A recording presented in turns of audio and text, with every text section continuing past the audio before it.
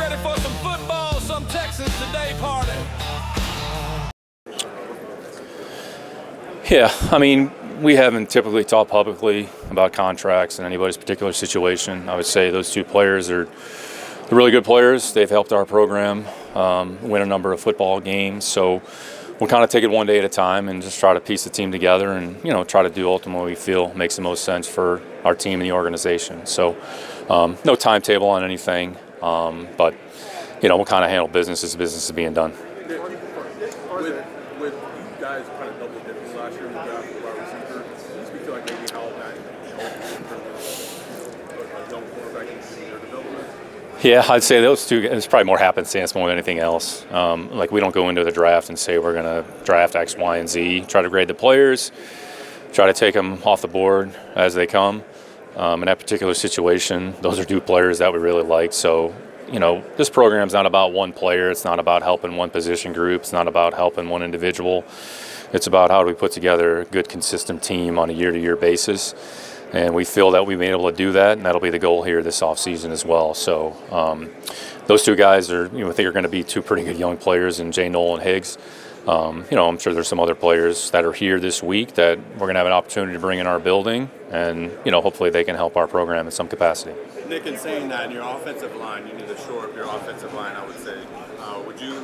Would you say if you had somebody that presented themselves at a different position, like the best in that position, drafted so late, would you say you guys were leaning more towards offensive lineman or somebody who's the best available at that time? Yeah, we're typically taking the best players. I would say as it pertains to the offensive line, honestly, it's probably one of the best years we had since I've been there.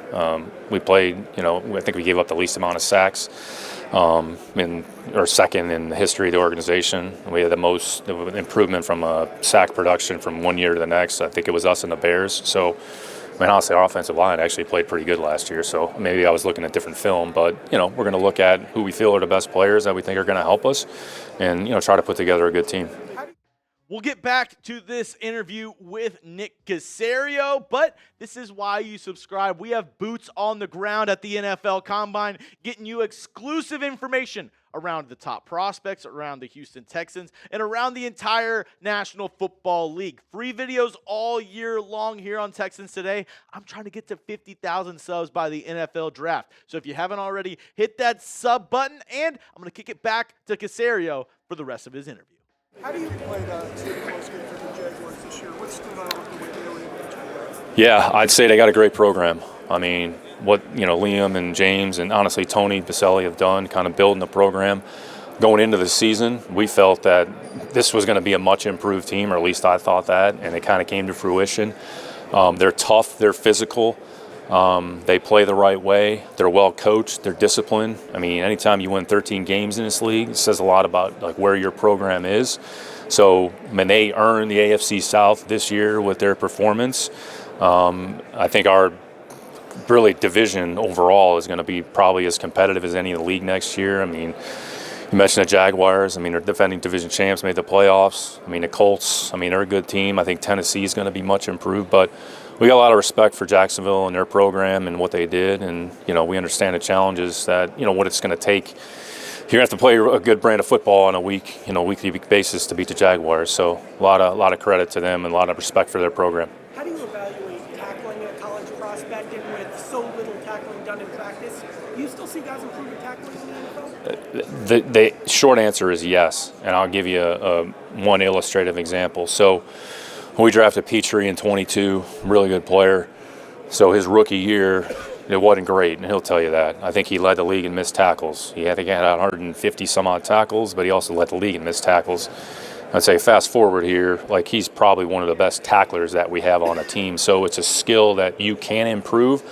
I think it goes back to coaching. Our defensive staff does a great job of focusing on certain fundamentals and techniques, and then you see that transfer over into our play. So it absolutely is a skill that you can improve. Tackling is really about a mindset, and there's certain tackling can be taught a lot of different ways. You can approach a ball carrier, break down. You can shoot your shot, go to the near hip. It all depends on what your philosophy is, but as long as you have the right mentality and the right mindset, you can improve any skill that you're deficient in, which I would say tackling certainly qualifies.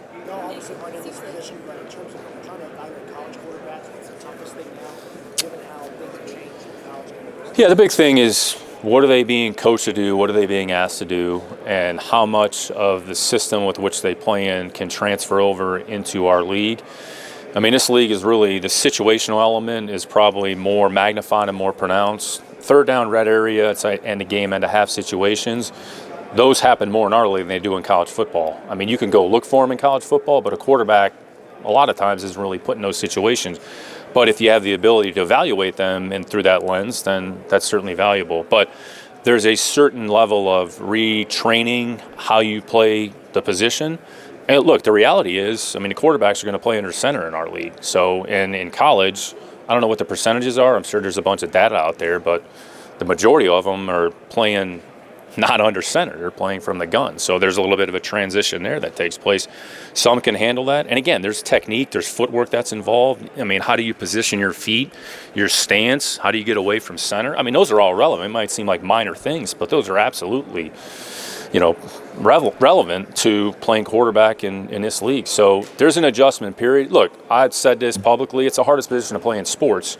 And it's not like, well, what you did in college is automatically going to translate over. There's certain skills that are going to translate over, but it's not always just, one for one. I think there was a question over here. Yep. Yeah, it seems like every year at the combine, there are fewer prospects who participate in the full workout drills. I think last year 61% of players ran 40, whereas 10 years ago it was about 80%. Does that matter to you as an evaluator if you're going to see them run later at the pro day? Does it matter if they're doing it here? You'll probably get a different answer from everybody. It doesn't matter to me. Honestly, whatever they do here, they do. It doesn't really matter. So eventually, you'd like to have a time. Okay, like how relevant is that time? I mean, let's go back to Lassiter, how many years ago, right? He ran, what was his time? I don't know, 4.65? I mean, he's not a 4.65. The guy plays 4.5 or below, and he's a football player. He's one of our best players. So if we're so caught up in, well, the guy ran this, okay, well, it's a data point. All right, does it affect their play? If they choose not to do something here, ultimately it's a player's prerogative. So our job is to understand the thought process, the rationale behind why they do or not do something. Okay, and then figure out, all right, does this player fit in our building or not?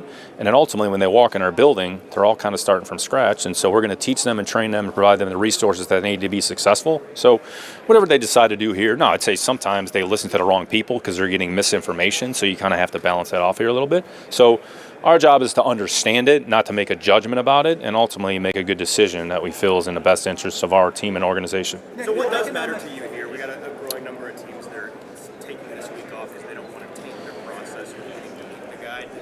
What do you make of that approach? Yeah, I'd say a couple. Just speaking of that, I think just the timing and the scheduling kind of leads to these wide gaps. So I think everybody has to look at it. Okay, how can we be most efficient with our times? And I think when you look at the league, there's 10 new head coaches, right?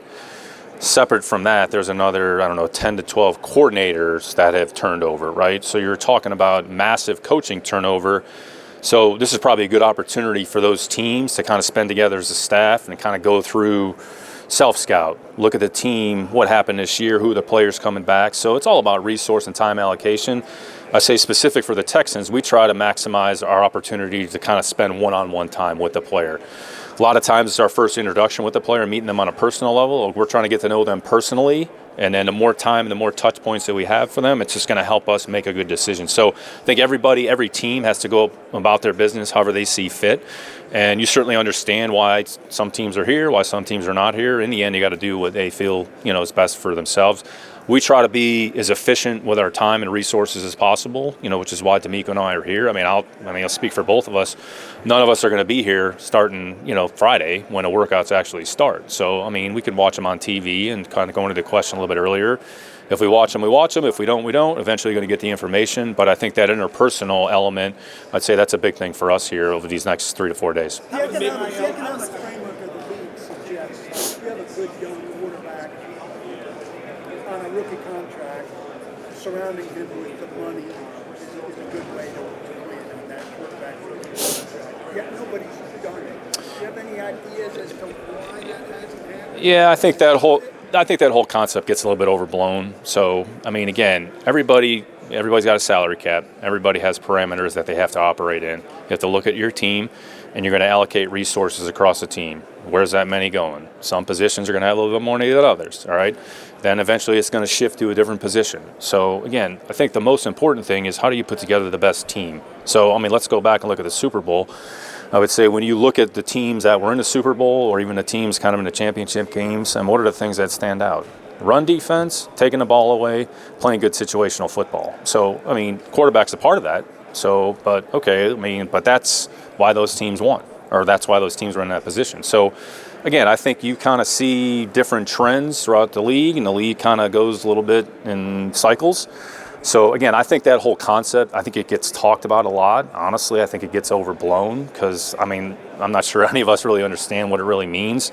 You draft players, you add them to the team. At some point, you're going to keep certain players. Other players are going to move on. So how do we put together the best team? And the goal is to try to keep it as consistent and competitive as possible over a long period of time so you don't have any lapses. How is NIL impacted mid to late rounds?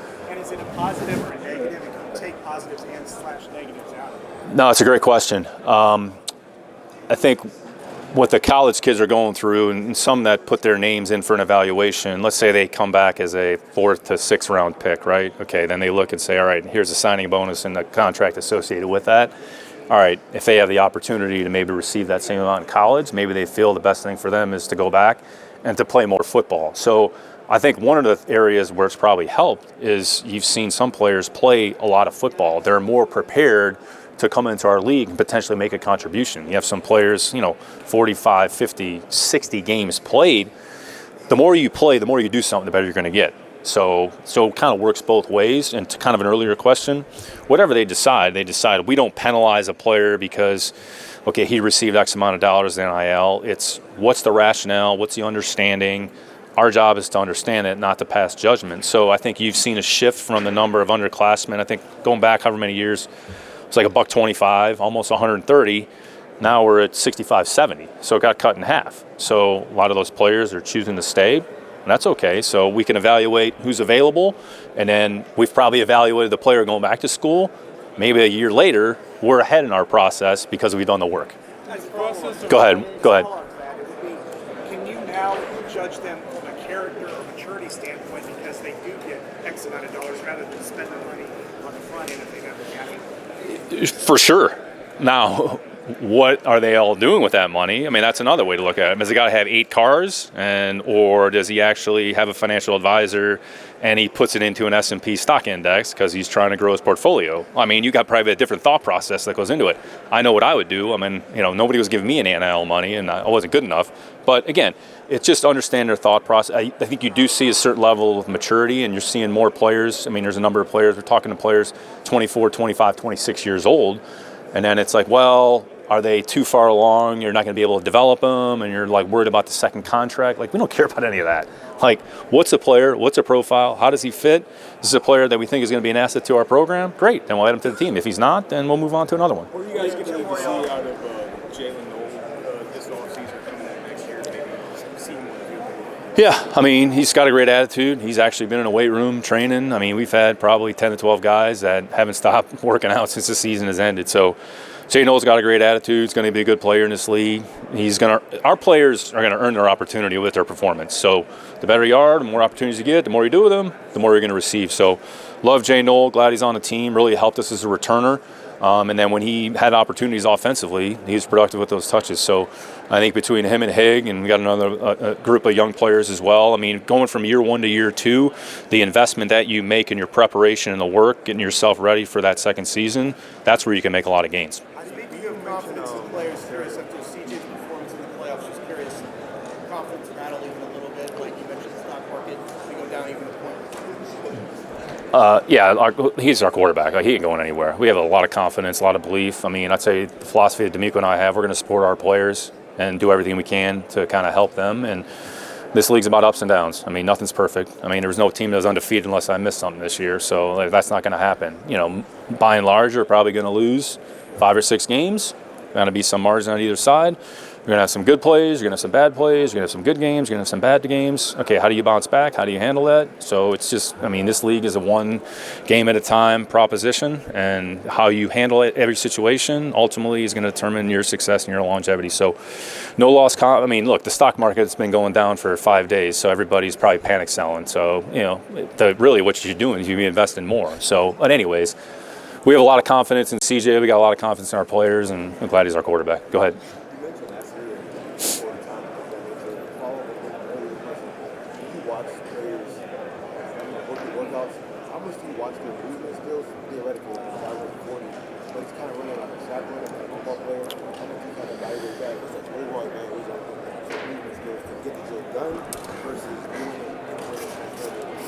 Yeah, no, it's a great question. I mean, it's really, what are you going to ask that player to do? What's their skill set specific to the position that they play? So with corners, it's not just running in a straight line. It's your awareness, your eyes, your level of instinctiveness, your ability to process information at a high rate of speed, breaking on the ball, breaking on the throw. And you got to be able to delineate between time speed and track speed and game speed. Like, in the end, how fast does the player play? Sometimes guys play at their time speed. Sometimes they don't play at their time speed. And then what's the rationale behind that? So, again, it's specific to the position. I mean, I've stood up here and said this. I mean, the whole offensive line running to 40 times is asinine. Like, they're never going to run 40 yards. So they're going to move in a short space. Can they bend their knees? Can they move the line of scrimmage? Can they play with good technique? I would say, you know, not allow them to play with good technique. So we have to coach them to play with better technique, to move bodies and move the line of scrimmage. So we're going to look at everything. There's certain skills that are going to be transferable based on a position, but we factor everything in. And sometimes there's a correlation between, well, if the guy has these metrics and these measurables, it potentially could lead to this result. Not all the time, but again, speed is speed. I mean, it's not, I'm going to say it's not important, but it's just one data point. And how does that affect? I mean, look, you guys can go back through and look at like some of the fastest times in the history of the combine.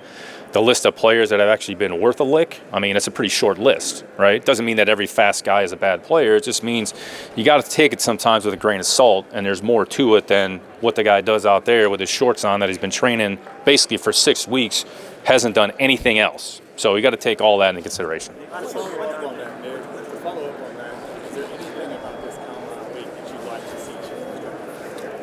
Well, I think the main thing is the location. There's not a better location to have something like this than Indianapolis. So it's logistically works on a lot of levels. It's kind of centrally located. I mean, I know there's been a lot of talk about moving a combine, but I mean, what Jeff Foster and his staff do is incredible. It's a great location. You got access. You got everything you need. You got the hotels. You got the dome. You got the medical center. You got everything. So logistically, this is a good spot. From a scheduling standpoint, some of the other things, I mean, look, it's made for TV, let's be honest, right? I mean, that's what the focus is. So I would say we're less worried about the TV component and more worried about just understanding the player, getting to know the players a little bit. So whatever the schedule is, I mean, the one thing about football, people in general, for the most part, pretty flexible. So whatever it is, like, we'll adjust, we'll adapt, and we'll figure it out and make it work. I mean, that's how we approach it. That's how DeMeco and I think. So whatever it is, like, we'll be there and we'll be ready to go.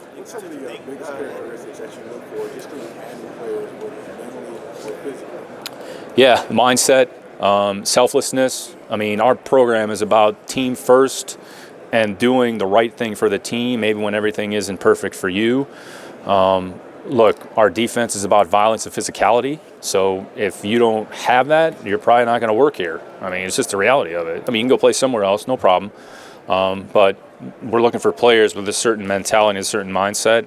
Honestly, not just on defense, but offensively as well. So we're trying to build a strong, fast, big, physical team that can compete on a week-to-week basis, regardless of the circumstances or conditions. So who are the players that have those qualities that, okay, are going to be able to go out there and handle that on a week-to-week basis? You have one DT on the contract past this season.